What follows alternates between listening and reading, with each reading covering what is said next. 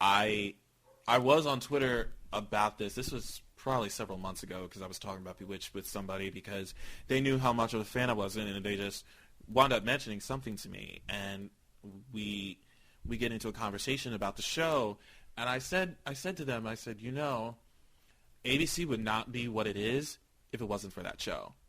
That's true. Bewitched pretty much was the show that put ABC on the map.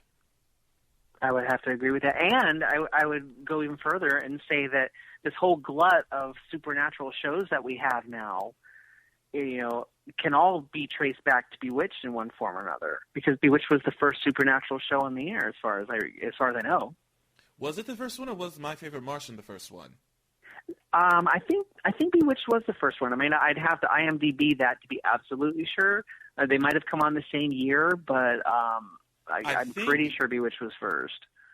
Now I'm going to have to check, because I don't want to be sticking my foot in my mouth on this one. Hold on a second. Yeah, I thought My Favorite Martian started in 1963. That's the only reason why I thought that, but you might be right. But I thought it started in 1963, and the only reason was I think because no, it might be 1964. I think Bewitched might have been first, because I think the last season, which was the third season, the season premiere was in color, and I think that was around the same time Bewitched went to color. And in the My Favorite Martian episode, this is another tie-in to Bewitched early in 1966, because we always say they talk about classic shows later on in life, but this happened around the same time. You never hear anything like that. There was a 2-part episode of My Favorite Martian. It was the first one, and Martin and Bill Bixby's character were in the Wild Wild West. They were tied up, and the basis of Martin's powers was with his finger, and he couldn't use his finger to get out of the jam that they were in, and so he was trying to figure out another way, and he suddenly says, I think I have an idea, and Bill Bixby's character was like, what is it? He said, I saw it on a television show once, and all you see is Martin twitch his nose like Samantha, and the ropes break free, so he's twitching his nose like her, and he said, I will never make fun of the shows you watch again. And I was literally dying. That is hilarious. I'm going to have to, I only barely watched that show as a child, but not since. I'm going to have to go back and check that episode out now. I didn't come into this episode until 2 months ago when someone mentioned it, and I said, are you serious? And it was like, and I literally found it on Hulu, and it was season 3, episode 1. It was in that episode, and I was like, he literally just twitched his nose, and it literally has a comment that was Bewitched-centric aside from the twitch. And I said, oh my God, dude, you got to watch it.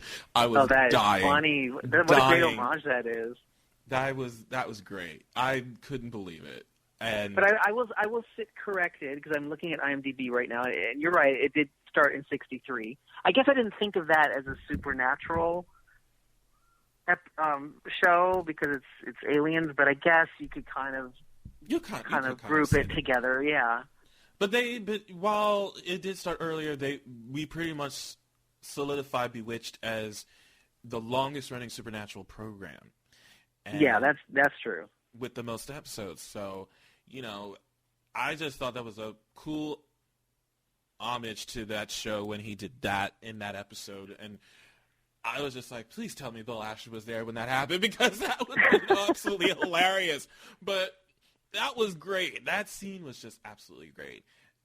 What a great thing for that show. I mean, you can't deny the popularity of that show. I mean, look, Liz and Dick did an episode of the Flintstones as their Bewitched counterparts, which I have which I taped, and I have the Flintstone DVDs too. So that was a thrill for me when I came into that, my first instance in '97 when that episode was on in syndication. I had no idea up until that point. I thought that was so cool, and I was just like this little 12-year-old kid, and I was watching this episode. I was like, oh, my God, it's Bewitched on the Flintstones, and this is it, and it's their voices. It's their actual voices. And it was a hell of a crossover, wasn't it? It was a great crossover, and, that aired when Bewitched was in its second season, when Liz was pregnant, and they put the pregnancy in the show. season 2 had a lot of first for Bewitched in that retrospect. And of course, I'll say this tidbit too, because a lot of people didn't realize this, that the reason why they look so similar to the cartoon drawing in the Bewitched opening is because Hanna-Barbera drew the opening. So that's why they look similar in the Flintstones. See, it all ties together. That it does tie together. So yeah, Bewitched had a lot of firsts in season 2. First pregnancy, first introduction to Serena. Mm-hmm. Which people forget. They always think of her as, the hippie image, and here she shows up as a glamorous socialite. Yeah. I remember I started, when I was watching, they pretty much were only airing the color ones.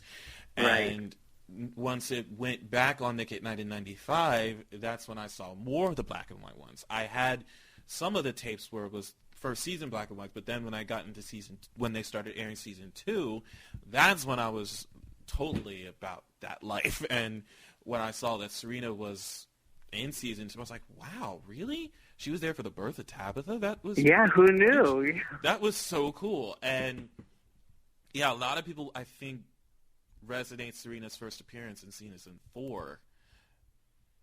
So... Right, in Double, Toil and Trouble. Double, Toil and Trouble, which is another one of my favorite episodes. Season 4, I had a lot of favorites in season 4. Yeah, so did I. I think season 5 is my total absolute favorite, but yeah, there's so many great ones in 4 as well. There were great ones in 4. I mean, I had like a handful, if not a little more than a handful in season 4, aside from Double, Toil and Trouble. Hip, Hippie, Hooray was another one where we got the infamous Iffen song. And people think Serena sang that, but it was really Samantha masquerading as Serena. It was really Samantha as Serena doing that song, and I think I could recite the lyrics to that too. That's terrible. Yeah, I know. I think I can too. Really. I mean, it's kind of a shame that they never put that out as a proper record. But right. Oh well. Yeah. That one. See, if it was today, they totally would be doing that. And that's another continuity issue too that you probably have in the book, and as well when it comes to Hip Hippie Parade, because the episode before, Louise meets Serena, but then in the next episode, Louise doesn't know who Serena is. Right. I mean, it wasn't back-to-back episodes, but I made exactly that point. It negates the entire episode with Larry and Louise. It was back-to-back episodes. Yeah. Where Samantha? No. It's because the one before that was If They Never Met. Was it? I know which episode you're thinking of. You're thinking of that. That was no chick. That was my wife, which is like wow. Yeah. 117. That was 117, and Hippie Hippie Hooray was 128. But I don't. Okay. I literally thought it was right after that. Okay. Yeah, but still. But it was so close. It was so close. And you're right. And I do mention that is that the whole episode revolves around Larry and Louise thinking that Samantha has turned hippie, and they won't believe about Serena, but they met Serena in that episode, so it's like, how are we dropping this? and Serena's blonde now, and she just pretty much sounds like Samantha with more attitude, and but it was still, I mean, they had so much fun with the episode, and I thought it was neat that they were embracing the growing hippie subculture, which is obviously really really in the public eye at that time. I mean, now we're just kind of. I mean, I can't. It was right before I was born, so I can't even imagine what it must have been like living that. Sure. Just kind of having it be as popular as what's even popular now. It's probably popular more so now than it was then too. But I know. And it's like while we're talking about it, and I'm thinking of that was no chick. That was my wife. I was like, that was the first time they had the split screen where Samantha and Serena were in the same scene. I was like, that was the first episode that ever happened in. And I said, okay. It took to that episode to make that happen, but okay. And it's so funny because, I mean, again, thinking about the context of it, is that, like, split screen, I can do that on my laptop, no sweat, right? I mean, I make little promotional videos for my Facebook page, where I do little trick stuff, and it's like I can do it in 5 minutes. Back in the 60s, it was like a big, huge deal for them to do this. So it's we sort of take it for granted now, but we're very spoiled by CGI and all that, but everything that Bewitched was doing was practical effects. Yeah. You know, and you know, so we can forgive some wires sometimes. You know, Absolutely we can. I was like, again, this is amazing for that time period for them to be able to do that. So for this show going above and beyond, I commend them for that. Absolutely. Oh, because me now, too. Absolutely. Because now you just look at it and it's just like you can just go on your computer. You could pretty much do this with just the click of a button. But back then, you didn't have the capability of being able to do that. The fact that they were able to put that on the screen every week, huge. Pretty amazing. That's magic all by itself as far as I'm concerned. I mean, I might point out every instance of the wires, but it's all with love. It is with love, and I agree with you. Season 5 probably was my favorite season. I loved how Liz looked in season 5, primarily the beginning of season 5. With the light blonde hair, how she was. Samantha's anniversary present, still a favorite of mine. I just watched that today, actually. I love that episode so much. That literally probably was my favorite out of the entire season, but I think a close second was Mirror, Mirror on the Wall. That was a good one, too. Mirror, Mirror on the Wall was I love Dick York's performance in that episode. Oh my God, it was so, over the top, but in a good way. It was so over the top, but it was so perfect for that episode. And that he looked spell like he that was having so much fun. I think he had a blast doing that. I really do. And every time I watch it, I still crack up. I think because, with shows, you see reruns and you don't laugh as you think you would.